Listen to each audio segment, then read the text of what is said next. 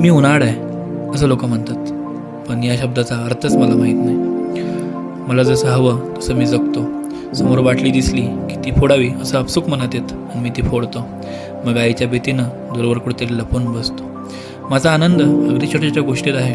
झाडाची फांदी हलवून पडणारी पानंसुद्धा मला अप्रूप वाटतात. सुक्या पाल्यावरती नाचणं जणू आनंद आहे माझा. मला प्रश्न खूप पडतात. त्या प्रश्नांची उत्तरं मला कधीच भेटत नाहीत, आणि या प्रश्नांमुळे मी थकून जातो. थकल्यावर जिथं जागा मिळेल तिथंच विसावून घेतो.